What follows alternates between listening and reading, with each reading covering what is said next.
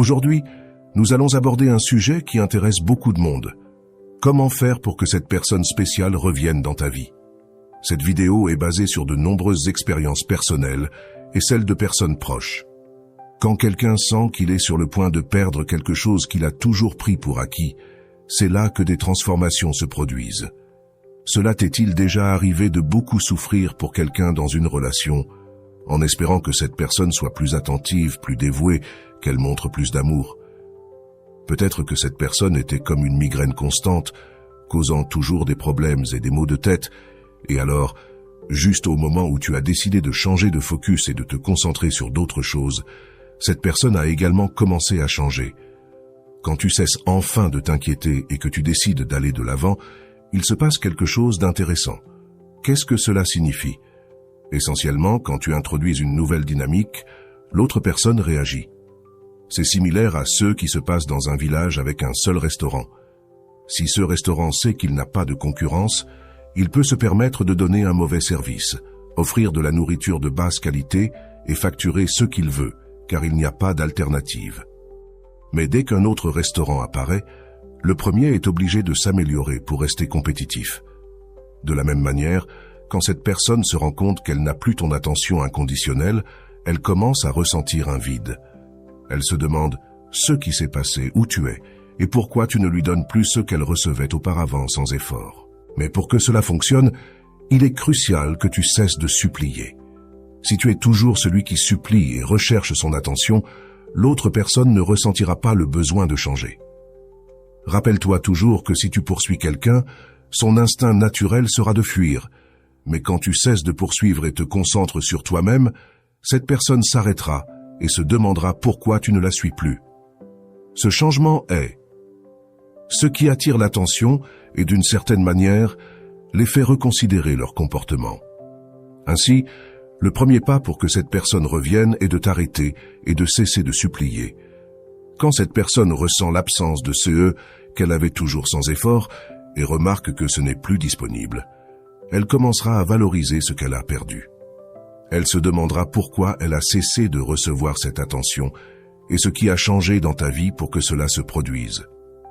Bien que dans d'autres vidéos j'ai mentionné que provoquer des jalousies délibérément est contre-productif, car utiliser quelqu'un d'autre pour provoquer des jalousies ne fonctionne jamais bien, il y a un point important à considérer.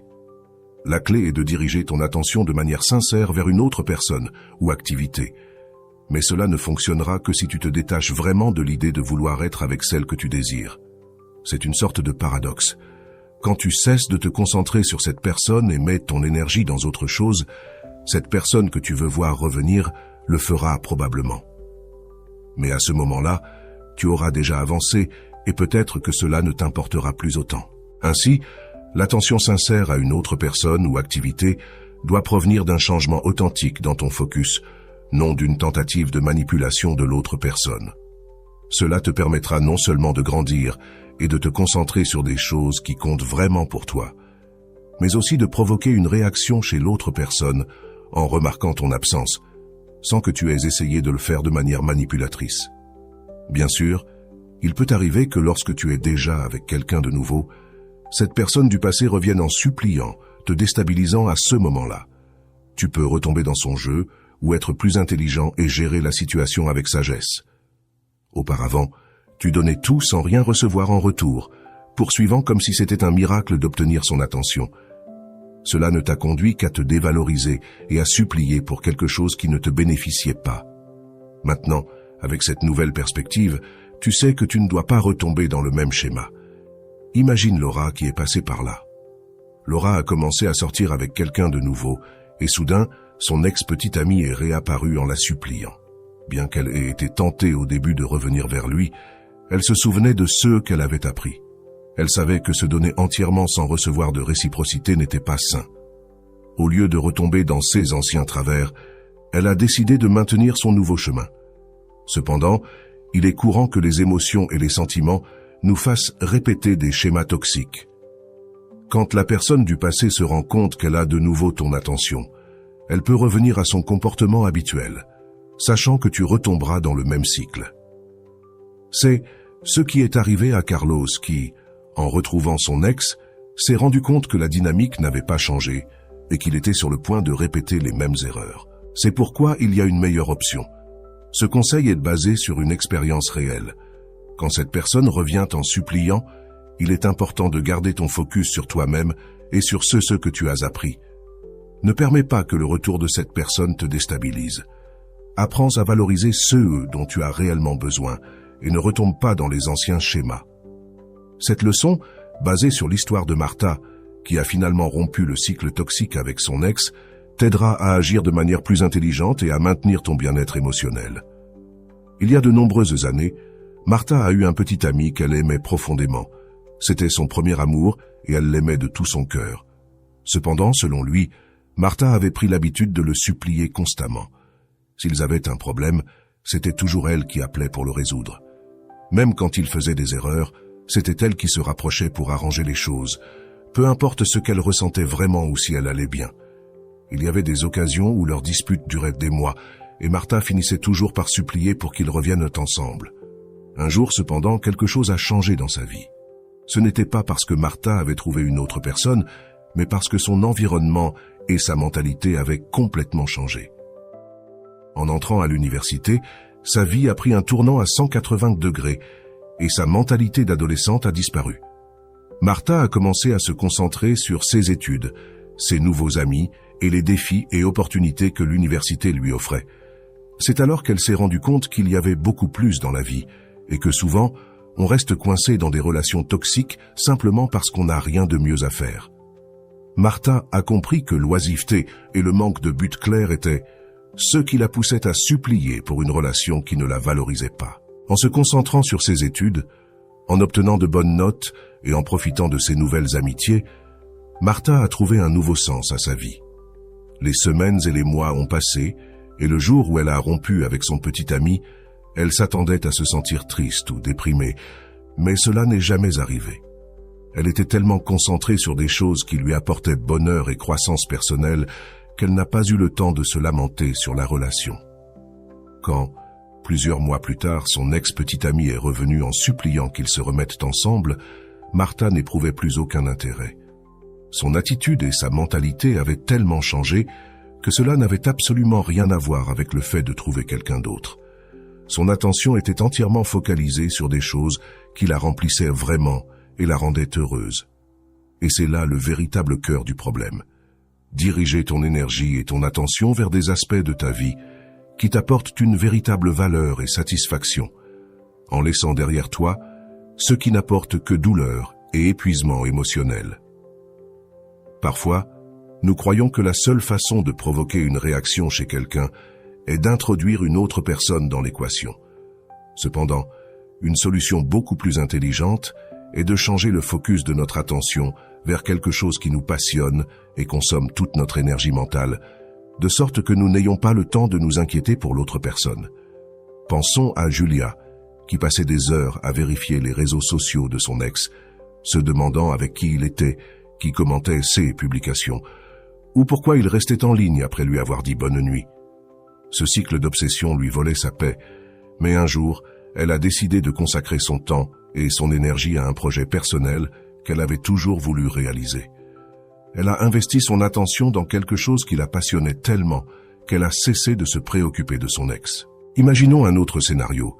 Supposons qu'aujourd'hui tu es très triste parce que tu t'es rendu compte que cette personne sort avec quelqu'un d'autre.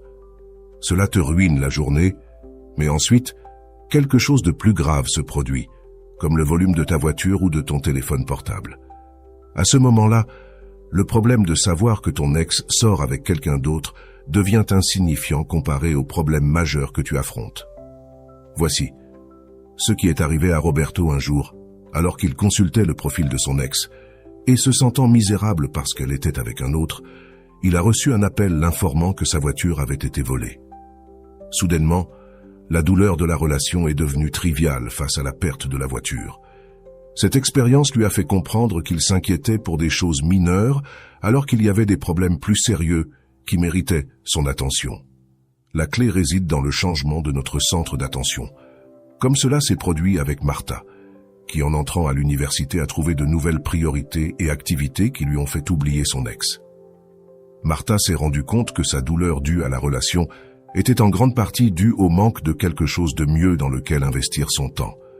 Ainsi, le véritable problème est souvent le manque d'un but clair ou d'une passion qui nous garde occupés et éloignés des pensées négatives. En concentrant notre énergie sur quelque chose qui nous fait grandir et nous passionne, nous cessons non seulement de nous obséder pour l'autre personne, mais nous trouvons également un nouveau sens et un but dans notre vie. Si vous découvrez une vocation ou une passion qui vous remplit, quelque chose que vous pourriez faire pendant des heures et être heureux, même sans recevoir de rémunération, alors consacrez-y tout votre cœur. Cela vous occupera non seulement mentalement, mais vous procurera également un bien-être émotionnel et une paix mentale. Il est crucial que cet engagement soit authentique. Il ne sert à rien de faire semblant d'être occupé ou distrait, alors qu'en réalité, vous comptez les secondes jusqu'au retour de cette personne. Ce qui importe vraiment, c'est que votre attention soit véritablement focalisée sur autre chose. Prenez l'exemple d'Anna, qui, après une rupture amoureuse, a découvert sa passion pour la photographie. Elle passait des heures à prendre des photos, à éditer des images et à apprendre de nouvelles techniques. Cette dévotion la remplissait de satisfaction et éloignait son esprit des pensées sur son ex. Anna ne faisait pas semblant d'être occupée, elle l'était réellement, et cela a transformé sa vie. La clé réside dans l'authenticité. L'énergie que vous émettez ne peut être feinte. Si vous vous sentez anxieux et désespéré, cette énergie se reflètera et attirera plus d'anxiété. Mais si vous trouvez quelque chose que vous appréciez vraiment, qui fait passer le temps à toute vitesse, vous vibrerez sur une fréquence de bonheur et de satisfaction. Cela profite non seulement à votre bien-être, mais cela change également la dynamique avec l'autre personne, car ils percevront votre changement d'énergie. Par exemple, Louis a décidé d'apprendre à jouer de la guitare après une rupture. Au début, il le faisait pour se distraire, mais il a rapidement découvert une véritable passion pour la musique. Ce nouvel intérêt l'a non seulement rendu heureux, mais il l'a aussi tellement occupé qu'il a cessé de penser à son ex. Louis ne faisait pas semblant d'aller bien, il allait vraiment bien. De plus, il n'est pas recommandé d'utiliser une autre personne pour provoquer la jalousie. Cette tactique fonctionne rarement à long terme car elle n'est pas authentique. Ce que vous voulez vraiment, c'est une réaction de l'autre personne. Mais comme vous vibrez dans l'anxiété, il est peu probable que vous obteniez la réponse souhaitée. Même si vous parvenez à provoquer de la jalousie et que l'autre personne revient, le problème sous-jacent persiste. Vous investissez votre énergie émotionnelle et mentale dans quelqu'un d'autre plutôt que dans vous-même. Maria a essayé de rendre son ex jaloux en sortant avec quelqu'un d'autre, mais elle s'est vite rendue compte que cela ne faisait que la rendre plus malheureuse. L'anxiété et l'insatisfaction persistaient parce que son attention était toujours centrée sur son ex. Quand Maria a décidé de se concentrer sur sa carrière et de développer de nouvelles compétences, sa vie s'est considérablement améliorée. Elle s'est rendue compte que la véritable solution était d'investir en elle-même et dans ceux qui la rendaient heureuse. En résumé, la véritable transformation se produit lorsque vous cessez de vous centrer sur les autres et commencez à vous concentrer sur vous-même et sur ceux qui vous apportent bonheur et croissance. Cela vous profite non seulement, mais cela change également la manière dont les autres vous perçoivent et réagissent à vous. Alors, imaginez que vous consacriez du temps à quelque chose qui vous plaît vraiment et vous passionne. En le faisant, vous faites un investissement incroyablement intelligent. Cela vous éloigne non seulement des relations toxiques et des situations qui vous rendent malheureux, mais cela vous libère également de la tristesse et de l'anxiété. Si vous regardez cette vidéo, il est probable que vous soyez blessé et que vous souhaitiez que cette personne revienne en suppliant. Cela arrive parce que vous lui avez accordé plus d'attention qu'elle ne le mérite. Considérez le cas de Laura. Elle a passé des mois à consacrer son temps et son énergie mentale à une relation qui ne lui apportait que de la tristesse. Après avoir regardé des vidéos comme celle-ci, elle s'est rendue compte que la véritable solution n'était pas d'attendre que son ex revienne en suppliant, mais de concentrer son attention sur quelque chose qui lui apporterait une véritable satisfaction. Laura a décidé de reprendre sa passion pour la peinture, quelque chose qu'elle avait toujours aimé mais qu'elle avait laissé de côté. Elle a passé des heures à peindre et cette activité l'a non seulement rendue heureuse, mais l'a aussi aidée à retrouver son estime de soi et son sens du but. La clé réside dans le retrait de toute cette attention que vous avez donnée à quelqu'un qui ne la mérite pas et de la rediriger vers vous-même et vos intérêts. Ainsi, l'autre personne aura l'occasion d'assumer le rôle de celui qui supplie. Si vous restez dans le même cycle, il n'y aura jamais de changement. Pensez à Pedro, qui, après une rupture, a décidé de se concentrer sur le sport. Il a commencé à s'entraîner pour un marathon et a trouvé une nouvelle passion. Son ex, voyant que Pedro ne demandait plus son attention et qu'il était concentré sur quelque chose qui le passionnait, a commencé à montrer de nouveau de l'intérêt. Mais à ce moment-là, Pedro avait déjà changé de perspective et s'était rendu compte que son temps et son énergie étaient trop précieux pour être gaspillés sur quelqu'un qui ne le valorisait pas. Il est important de se rappeler que si vous décidez de porter votre attention sur une autre personne, cela doit être parce qu'elle vous intéresse vraiment et non pour provoquer la jalousie. Utiliser quelqu'un d'autre comme moyen pour atteindre ce but ne fera que vous causer plus de problèmes et ne résoudra rien à long terme. Comme ce qui est arrivé à Maria, qui après sa rupture a rencontré quelqu'un de nouveau et s'y est vraiment intéressée. Elle ne faisait pas semblant, ni n'utilisait cette personne pour rendre son ex jaloux. Sa nouvelle relation était basée sur des intérêts communs et une véritable appréciation mutuelle. Son ex, voyant que Maria avait avancé et trouvé quelqu'un qui la valorisait vraiment, a essayé de revenir. Mais à ce moment-là, Maria était déjà dans une meilleure situation et ne ressentait pas le besoin de revenir à la même chose. Conclusion claire. Concentrez votre énergie et votre temps sur quelque chose qui vous passionne vraiment. Cessez de donner de l'attention à quelqu'un qui ne la mérite pas et redirigez cette attention vers vos propres intérêts et votre croissance personnelle. De cette manière, vous vous sentirez non seulement mieux et plus satisfait, mais vous changerez également la dynamique de votre vie et ouvrirez la porte à de nouvelles opportunités et à des relations plus saines. Et s'il vous plaît, soyons réalistes. Si, lorsque vous pensez à ceux qui vous passionnent le plus dans la vie, la première chose qui vous vient à l'esprit est d'être avec cette personne, de l'embrasser, d'être toujours enlacé, alors nous avons un problème. Il est normal de penser que personne d'autre ne vous plaît autant, mais croyez-moi, cela arrive parce que toute votre attention est concentrée sur cette personne, bloquant toute autre possibilité. Changeons cette perspective. Imaginez Carlos, qui après une rupture pensait qu'il ne pourrait jamais s'intéresser à quelqu'un d'autre. Son attention était complètement centrée sur son ex et cela l'empêchait de voir d'autres possibilités. Mais il a décidé de s'ouvrir et de commencer à rencontrer d'autres personnes, même si c'était juste pour élargir ses horizons.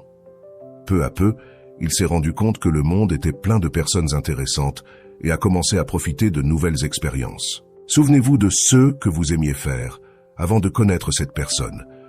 Ces activités sont des indices de vos véritables passions.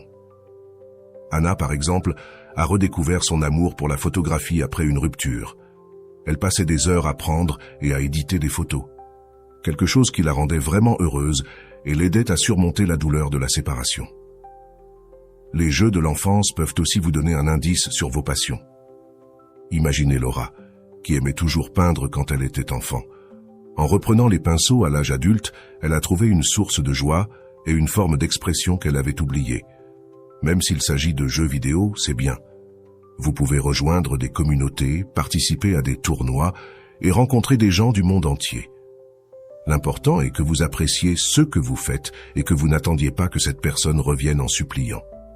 L'essentiel est de concentrer votre attention sur quelque chose qui vous passionne et vous fait sentir vivant. Jordan, après sa séparation, a décidé d'apprendre à jouer de la guitare, quelque chose qu'il avait toujours voulu faire. Il passait des heures à pratiquer et ressentait une grande satisfaction en voyant ses progrès.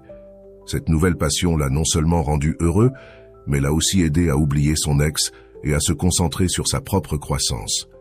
Aidez-vous et concentrez votre énergie sur des activités qui vous remplissent de joie. Il est préférable que vous soyez immergé dans un livre, en train d'étudier ou d'apprendre quelque chose de nouveau, plutôt que d'être attentif à savoir si cette personne regrette ou non. Investissez votre temps en vous-même et dans ce qui vous rend heureux. J'espère que vous mettrez en pratique ces conseils, que vous les partagerez avec quelqu'un qui en a besoin et que vous vous abonnerez à ma chaîne pour plus de contenu qui vous aide à grandir et à être heureux. Souvenez-vous, la clé réside dans la découverte et la poursuite de vos passions. À bientôt.